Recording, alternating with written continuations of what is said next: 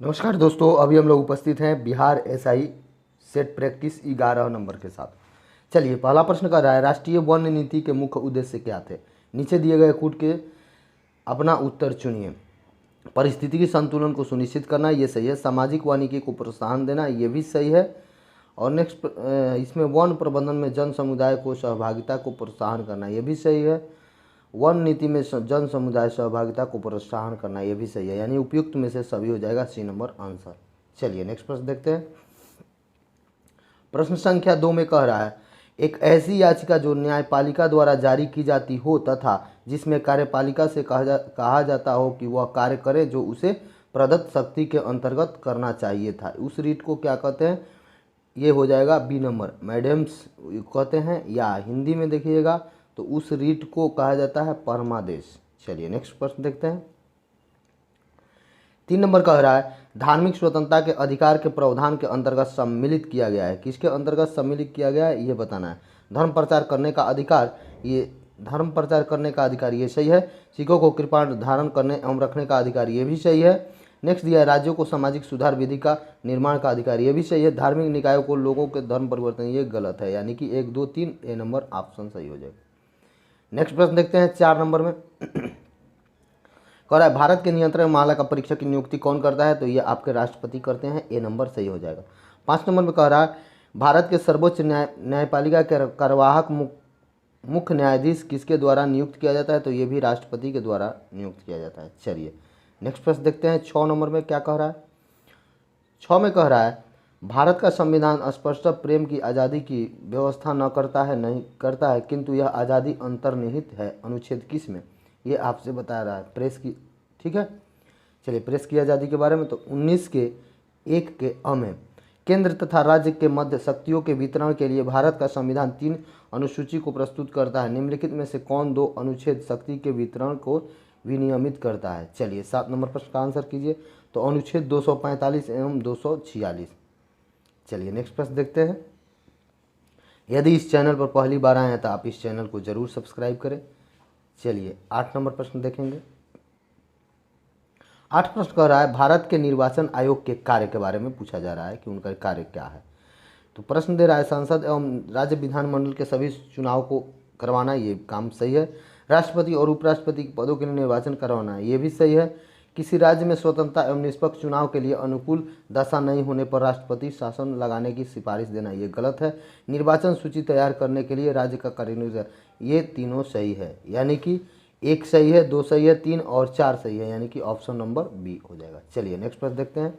प्रश्न संख्या 9 में क्या कह रहा है।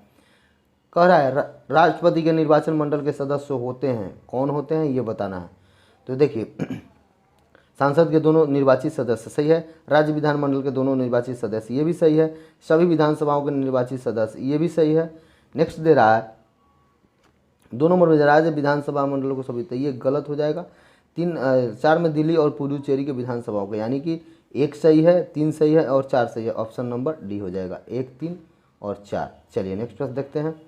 नेक्स्ट प्रश्न 10 नंबर में कह रहा है, भारतीय संविधान के निम्नलिखित प्रावधानों में से कौन सा प्रावधान मंत्रिपरिषद की नियुक्ति तथा पदच्युत करता है, तो अनुच्छेद 175, यानी कि डी नंबर हो जाएगा 10 का।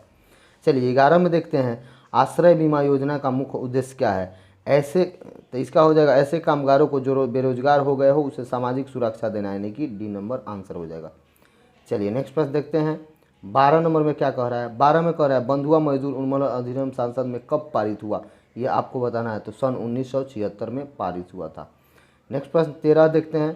13 में क्या कह रहा है। 13 में कह रहा है, भारतीय रिजर्व बैंक से संबंधित निम्नलिखित कथनों का अध्ययन कीजिए और उनका उत्तर दीजिए। यह केंद्रीय बैंक है। चलिए 13 नंबर प्रश्न का आंसर कीजिए। यह केंद्रीय बैंक है, ये बात सही है। नेक्स्ट दे रहा है, 2 नंबर में कह रहा है, यह मुद्रा आपूर्ति को नियमित करता है, ये भी बात सही है।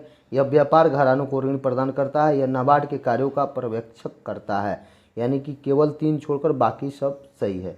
तो ये आपका हो जाएगा डी नंबर। नेक्स्ट प्रश्न देखते हैं। प्रश्न संख्या 14 में कह रहा है, निम्नलिखित कथनों पर विचार कीजिए एवं दिए गए सही प्रश्न का उत्तर दीजिए। कथन 1 में दिया हुआ मुद्रा का अवमूल्यन निर्यात को बढ़ावा दे सकता है। चलिए आगे देखते हैं। कारण में दे रहा है, अवमूल्यन से अंतर्राष्ट्रीय बाजार में घरेलू उत्पादों का मूल्य गिरता है। चलिए आंसर कीजिए आप लोग 14 नंबर प्रश्न का। तो इसका हो जाएगा ए और बी दोनों सही है, आर ए की सही व्याख्या है, यानी कि ए नंबर। चलिए नेक्स्ट प्रश्न देखते हैं 15 में क्या कह रहा है। 15 में कह रहा है निम्नलिखित में से कौन सा कथन पुना पैक्ट समझौता 1932 के संदर्भ में सही नहीं है। तो ये आपका केंद्रीय विधानमंडल में दलित वर्ग के लिए स्थानों का आरक्षण, ये सही नहीं है, बाकी सब सही है। चलिए नेक्स्ट प्रश्न देखते हैं 16 नंबर। 16 में कह रहा है भारत में छिपी हुई बेरोजगारी का मुख्य कारण क्या है, मुख्यतः बताना है 16 नंबर प्रश्न का। तो ये प्राथमिक क्षेत्रों का नगरीकरण का क्या कारण है, ये बताना है। चलिए 17 नंबर प्रश्न का आंसर आप लोग कहिए। तो ये उपयुक्त में से सभी, ग्रामीण नगरीय असंतुलन, ग्रामीण क्षेत्रों में नौकरी के अवसर की कमी, कृषि भूमि की न बढ़ना, ये भी है, नगरों की प्रगति चुंबकीय, चारों सही है। चलिए नेक्स्ट प्रश्न देखते हैं। प्रश्न संख्या 8 में क्या कह रहा है। 8 में कह रहा है मुद्रा अवमूल्यन का अर्थ क्या है, ये आपसे पूछा जा रहा है। तो ये अंतर्राष्ट्रीय व्यापार में प्रयुक्त प्रमुख मुद्राओं की तुलना में मूल्य में गिरावट, ये कहते हैं। नेक्स्ट प्रश्न 19 में क्या कह रहा है। 19 में कह रहा है मुद्रास्फीति के दौरान कर की दरों में निम्नलिखित में से क्या परिवर्तन होता है। 19 नंबर प्रश्न का आंसर कीजिए, तो वृद्धि होता है। नेक्स्ट प्रश्न है, प्रश्न कह रहा है 20 में ग्रामीण अवस्थापना विकास कोष का वित्तीयन किया जाता है, किसके द्वारा किया जाता है। तो यह नाबार्ड के द्वारा किया जाता है। नेक्स्ट प्रश्न है अर्थशास्त्री ग्रेसर नियम से संबंधित है, किससे संबंधित है, ग्रेसर नियम, ये बताना है 21 नंबर प्रश्न का। तो मुद्रा संचालन से संबंधित है। नेक्स्ट प्रश्न कह रहा है निम्नलिखित में से कौन सा एक भारत में वित्त आयोग का कार्य नहीं है, वित्त आयोग का काम नहीं है, ये पूछा जाए। व्यापार कर का विभाजन, बाकी सब काम है। चलिए नेक्स्ट प्रश्न देखते हैं। यदि इस चैनल पर आप पहली बार आए हैं तो इस चैनल को जरूर सब्सक्राइब करें। चलिए 23 नंबर प्रश्न को देखिए। कह रहा है अंतर्राष्ट्रीय मुद्रा कोष के संबंध में निम्नलिखित कथनों में से कौन सा कथन सही है, सही के बारे में पूछा जा रहा है। तो ये सही है कि यह केवल सदस्य देशों को ऋण प्रदान कर सकता है। नेक्स्ट प्रश्न है 24 नंबर में, राज्य नीति निर्देशक सिद्धांतों के लिए निम्नलिखित अनुच्छेदों में से कौन सा अंतर्राष्ट्रीय शांति और सुरक्षा के लिए संवर्धन संबंधित है। 24 का आंसर कीजिए, तो ये 51 नंबर हो जाएगा। नेक्स्ट प्रश्न क्या कर रहा है 25 नंबर में, भारतीय संविधान में समानता का अधिकार 5 अनुच्छेद में प्रदत्त किया गया है। तो ये हो जाएगा 14 से लेकर 18 तक। चलिए नेक्स्ट प्रश्न देखते हैं 26 में क्या कह रहा है। 26 में कह रहा है रक्षा मंत्री ने हाल ही में एयरी इंडिया अनुच्छेद 2020 वेबिनार लॉन्च किया। एयरी इंडिया कहाँ आयोजित किया जाता है। चलिए 26 का आंसर आप लोग कीजिए अपने से। तो ये आपका हो जाएगा बंगलुरु। यूएसए ओपन 2020 में पुरुष का एकल खिताब किसने जीता, ये आपको बताना है। चलिए 27 नंबर प्रश्न का आंसर कीजिए। तो डोमिनिक थीम ने जीता, डोमिनिक थीम। चलिए नेक्स्ट प्रश्न देखते हैं 28 नंबर में क्या कह रहा है। 28 में कह रहा है भारत का पहला कोरोना वायरस एयरपोर्ट परीक्षण सुविधा शुरू की गई थी, किस एयरपोर्ट पर शुरू किया गया था। तो ये इंदिरा गांधी अंतर्राष्ट्रीय हवाई अड्डा दिल्ली में शुरू किया गया था। नेक्स्ट प्रश्न है 15 सितंबर हर साल डैश के रूप में मनाया जाता है। 29 नंबर प्रश्न का आंसर बताइए। तो ये आपका अंतर्राष्ट्रीय साक्षरता दिवस के रूप में मनाया जाता है। नेक्स्ट प्रश्न है 30 नंबर, प्रधानमंत्री नरेंद्र मोदी ने बिहार में नमामि गंगे अमृत योजनाओं के तहत 7 परियोजनाओं की शुरुआत की। नमामि गंगे और अमृत योजनाएं किस वर्ष में शुरू की गई थी, यह पूछा जा रहा है। तो ये आपका हो जाएगा 14 और 15 में शुरू किया गया था। नेक्स्ट प्रश्न देखते हैं निम्नलिखित में से किस राज्य में मेरा परिवार मेरी जिम्मेवारी कार्यक्रम शुरू किया गया है। 31 बताना है। तो ये महाराष्ट्र में। उन देशों का नाम बताइए जिन्होंने अब्राहम समझौता पर हस्ताक्षर किया है, उसके नाम बताना है। तो चलिए इसमें ऑप्शन देखते हैं, ए और बी नहीं होगा। नेक्स्ट ऑप्शन देखते हैं क्या कह रहा है। सी में दे रहा है इजराइल यूएई और यही सही हो जाएगा, इजराइल यूएई और यूएसए। चलिए नेक्स्ट पर नाबार्ड के वर्तमान अध्यक्ष कौन है, इनके बारे में पूछा जा रहा है 33 नंबर प्रश्न में। तो GR चिंथाला। चलिए नेक्स्ट प्रश्न देखते हैं 34 नंबर में क्या कह रहा है। 34 कह रहा है पीएम नरेंद्र मोदी ने कोसी रेल महासेतु को महाराष्ट्र को समर्पित किया। कोसी रेल महासेतु किसके और किसके बीच की दूरी को कम करेगा। 34 नंबर प्रश्न का आंसर करिए। तो ये आपका निर्मली और सरायगढ़ के बीच की दूरी को कम करेगा। नेक्स्ट प्रश्न है ब्लू फ्लैग प्रमाणन के लिए पहली बार भारत में कितने समुद्री तटों को चयन किया गया है, सिफारिश किया गया है। चलिए तो ये आपका हो जाएगा 8। नेक्स्ट प्रश्न देखते हैं 36 नंबर कह रहा है भारत और पाकिस्तान द्वारा हस्तांतरित सिंधु जल संधि को किस संगठन ने भंग कर दिया था, उसी समय भंग किया था। चलिए तो संयुक्त राष्ट्र के द्वारा। कंपनी संशोधन विधेयक 2020 को लोकसभा में पारित कर दिया गया। विधेयक के अनुसार जिन कंपनियों पर डैश तक की CSR खर्च का बाध्यता, उन्हें CSR समिति का करने की आवश्यकता नहीं है। कितना तक ये बताइए कंपनी वाला। 37 नंबर प्रश्न का आंसर कीजिए। तो ये 50 लाख तक का। चलिए 38 में देखते हैं, ओ स्मार्ट योजना किस मंत्रालय ने शुरू किया? तो पृथ्वी एवं विज्ञान मंत्रालय ने शुरू किया है। नेक्स्ट प्रश्न देखते हैं 39 में क्या कह रहा है, जम्मू और कश्मीर आधिकारिक भाषा विधेयक 2020 केंद्र शासित प्रदेश जम्मू और कश्मीर में कितनी भाषाओं को आधिकारिक भाषा घोषित किया गया? तो ये आपका 4 भाषा को घोषित किया गया। नेक्स्ट प्रश्न है 40 नंबर कह रहा है, उत्तर प्रदेश के किस जिले में एक समर्पित फिल्म सिटी इंफोटेनमेंट जोन स्थापित होगा? चलिए किस में बताइए? गौतम बुद्ध नगर में, यानी 40 के सी हो जाएगा। नेक्स्ट प्रश्न देखिए 41 में कह रहा है, पूर्ण परमाणु ऊर्जा आयोग के अध्यक्ष का नाम क्या है जिनका हाल ही में निधन हो गया? चलिए 41 नंबर प्रश्न का आंसर कीजिए। तो ये डॉक्टर शेखर बसु हैं। जीमैक्स भारत और किसके बीच सैन्य अभ्यास था? ये बताना है, तो जापान के बीच। चलिए नेक्स्ट प्रश्न देखते हैं। यदि इस चैनल पर पहली बार आप आए हैं तो इस चैनल को ज़रूर सब्सक्राइब करें, शेयर करें और कमेंट करें। चलिए 43 नंबर प्रश्न को देखते हैं। प्रश्न है, गरीब कल्याण योजना अभियान के तहत कार्यान्वयन के लिए किस राज्य का सबसे अधिक पुरस्कार जीते हैं? गरीब कल्याण की योजना के लिए तो उत्तर प्रदेश। नेक्स्ट प्रश्न कह रहा है, वास्तविक नियंत्रण रेखा एक ऐसी रेखा है जो भारत और देश के बीच में स्थित है? तो ये भारत और चीन के बीच में स्थित निक है। नेक्स्ट है, नारगोनी करबाख क्षेत्र विवादित क्षेत्र है, इन किन दो देशों के बीच में विवाद चल रहा है? ये आपको बताना है 45 नंबर में। तो ये आपका हो जाएगा अजरबैजान और आर्मेनिया के बीच, अजरबैजान और आर्मेनिया के बीच। नेक्स्ट प्रश्न है 46 में, प्रधानमंत्री नरेंद्र मोदी द्वारा उद्घाटन की गई दुनिया की सबसे लंबी राजमार्ग सुरंग का नाम क्या है? चलिए तो ये आपका अटल टनल हो जाएगा। नेक्स्ट प्रश्न है, गुलामगिरी के लेखक कौन है? प्रश्न है, गुलामगिरी के लेखक कौन है? गुलामगिरी के लेखक कौन है, इनके बारे में पूछा जा रहा है। तो गुलामगिरी ज्योतिबा फुले हो जाएगा, यानी कि 47 के ए होगा। चलिए 48 में देख रहा है, बाल विवाह प्रथा को नियंत्रण करने हेतु वर्ष 1872 में सिविल मैरिज एक्ट में लड़कियों की विवाह की न्यूनतम उम्र 14 वर्ष थी। 49 देख रहे हैं, 49 में कह रहा है, भारत में अंग्रेजों के समय में प्रथम जनगणना हुई थी? किस अंग्रेज के समय में प्रथम जनगणना हुई थी? लॉर्ड मेयो के समय में हुआ था।